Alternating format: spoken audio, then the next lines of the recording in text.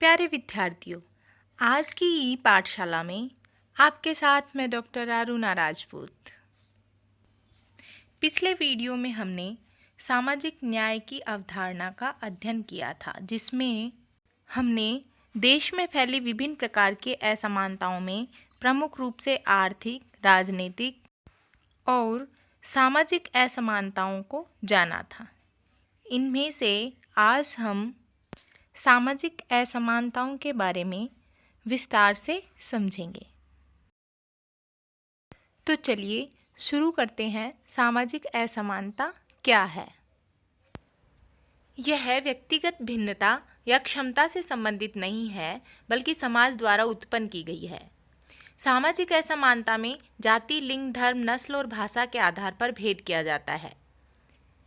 समाज में अधिकार संपन्न लोगों द्वारा दूसरों को अयोग्य घोषित करके समान अवसरों से वंचित रखा जाता है, और ऐसा पीढ़ी दर पीढ़ी चलते रहने से कुछ वर्ग समाज में हाशिए पर चले जाते हैं और इसे ही अपनी नियति समझ बैठते हैं। परंतु आज भारत में संवैधानिक न्याय व्यवस्था के कारण काफ़ी परिवर्तन आ रहे हैं और इन असमानताओं में धीरे धीरे कमी आ रही है। फिर भी समाज में आज भी ऐसी धारणाएं प्रचलित हैं जो लोगों द्वारा अपनी आने वाली पीढ़ी को स्वतः ही सिखा दी जाती हैं, और समाज में भेदभाव की मानसिकता बनी की बनी रह जाती है। इन्हीं सामाजिक धारणाओं में प्रमुख हैं समाज में बहिष्कार करना, रूढ़िबद्धता से घिरा रहना, भेदभाव करना और पूर्वाग्रह से ग्रसित रहना। चलो इनके बारे में जानते हैं। सामाजिक बहिष्कार, ये वो तरीके हैं जिनके जरिए किसी व्यक्ति या समूह को समाज में पूरी तरह से घुलने मिलने से रोका जाता है। कुछ व्यक्ति विशेष या समाज विशेष को उन अवसरों से वंचित रखा जाता है जो अन्य व्यक्तियों और समाज के लिए खुले हुए होते हैं, एवं उन व्यक्ति और समूह को हाशिए पर धकेल दिया जाता है। इस अपमान व भेदभाव को वे व्यक्ति विशेष या समाज लंबे अनुभव के साथ इसे अपनी नियति मान लेते हैं, जिससे उन्हें व्यक्तित्व विकास के अवसर नहीं मिल पाते हैं और समाज उनकी प्रतिभा के लाभ से वंचित रह जाता है। पूर्वाग्रह। पूर्वाग्रह एक ऐसी धारणा है जो बिना विषय को जाने और बिना उसके तथ्यों की जांच परख किए केवल और केवल सुनी सुनाई बातों पर आधारित होती है। पूर्वाग्रह से ग्रसित व्यक्ति नई जानकारी प्राप्त हो जाने के बावजूद भी अपनी पूर्व कल्पित धारणा को बदलने से इनकार करता है, जैसे कि लड़कियां लड़कों से कमजोर होती है। यह एक समाज में बना हुई पूर्वाग्रह है।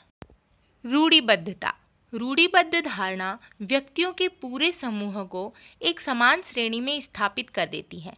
रूढ़िबद्ध समाज में लोग दूसरे सामाजिक समूह के बारे में ऐसे पूर्वाग्रहों से ग्रसित होते हैं जो अपरिवर्तनीय और कठोर होते हैं। जैसे कि भारत में ब्रिटिश शासन काल में कुछ जातियों को जरामय पैसा जातियां घोषित कर दिया गया था। कुछ व्यक्तियों के अपराध के कारण पूरे समाज या जाति पर ही कई पाबंदियां लगा दी गई थी, जो कि आज तक चली आ रही है। यह एक रूढ़िबद्ध तरीका है। भेदभाव की धारणा।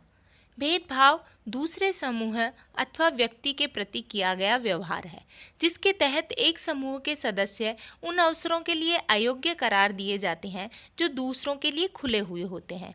भेदभाव को न्यायोचित ठहराने के लिए भेदभाव के पीछे के मूल कारण की बजाय उसे अन्य दूसरे कारणों के द्वारा प्रेरित बताने का व्यवहार भी देखा जाता है, जैसे कि अमीर और गरीब में होने वाला भेदभाव, लड़का और लड़की में किया जाने वाला भेदभाव और जाति के आधार पर किया जाने वाला भेदभाव।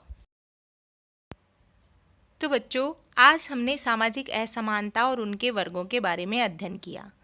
आशा करती हूँ यह अध्याय आपको समझ में आया होगा। धन्यवाद।